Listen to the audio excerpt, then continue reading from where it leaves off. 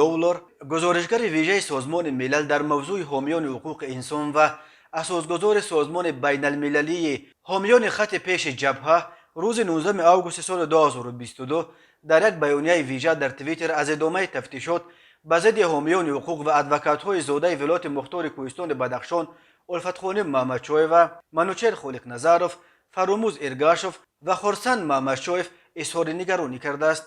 من از تفتیشات دوامدار در تاجیکستان نسبت به حامیان حقوق خانم محمدشاه و جنابان خالق‌نظرov، ارگاشov و محمدشاه که به آنها به احتمال غالب برای حمایتشان از حقوق اقلیت پامیری سالهای طولانی زندان تهدید میکند نگران میباشم، نوشته است میری لولر به خطاب به وزارت کارهای خارجه تاجیکستان. در دوشنبه کسی تا کنون به این مراجعت خانم لولر پاسخ نداده است. الفت خانم محمدشاه و ژورنالیست و رهبر سازمان غیر دولتی انصاف و ناموس روز 18 ماه سال 2022 با اتهام تشکیل و راهبری اعتراضات اخیر در ولایت مختار کوهستان بدخشان و از خارجه گرفتن پول برای انجام این نقشه به حبس گرفته شده، حالا در بازداشتگاه کمیته دولتی امنیت ملی در یک مرافعه پشت درهای بسته محاکمه پرونده او و شوهر سابقش گنرال خالباشف و حدود 100 عیبدار شونده دیگر از پرونده به نام روشانی‌ها به پایان خود نزدیک می شود. بنا به اطلاع دریافتی،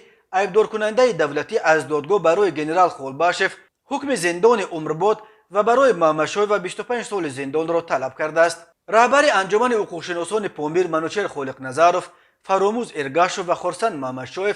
اعضای کمیسیون 44 بودند که اعتراضگران در خاروغ مرکز ولایت مختار کوهستان بدخشان ماه نوامبر سال 2021 برای مذاکرات با مقامات و نظارت بعدی بر جریان اجرای طلب‌هایشان سازمان دادند. در پی سرکوب اعتراضات اخیر در بدخشان در ماه می سال 2022 مقامات تقریباً 10 نفر از اعضای کمیسیون 44 را هم با اتهامات دست داشتن در تشکیل اعتراضات و از خارج گرفتن پول دستگیر کرده به دوشنبه آوردند. در این هفته ائتلاف برای زنان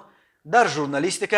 یک سازمان بین المللی که از حقوق زنان ژورنالیست حمایت میکند، با نشر یک بیانیه علیحده به الفت خانم محمدشاه و اظهار یکدلی و همبستگی کرده از مقامات تاجیکستان خواسته است محمدشاه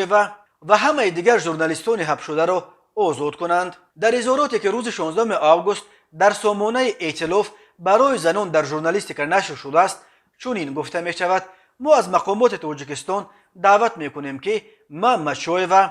خوشروز جمعیف و دیگر ژورنالیستان پشت پنجره و تحت تفتیش قرار داده شده را بلافاصله آزاد کرده همه گونه اتهامات ضد آنها اعلان شده را بیکار کنند. مقامات تاجیکستان تعقیب ژورنالیستان را باید بس کنند. ائتلاف تعقیب ژورنالیستان و مخالفین را با هدف بستن صداهای منتقد محکوم میکنند. ما از مقامات دعوت میکنیم تا به ژورنالیستان انعکاس آزاد رویدادها را اجازت بدهند. ماه‌های می و ایون سال 2022 مقامات قدرتی تاجیکستان موج نو اعتراضات در بدخشان را با استفاده از سلاح جنگی و نیرو سرکوب کردند. تنها در ناحیه روشان بنا به حساب‌های غیر رسمی بیش از 40 نفر کشته شده. در عموم در بدخشان و بیرون از آن حدود 200 نفر از فعالان و لیدرهای غیر رسمی این ولایت مختار دستگیر شدند.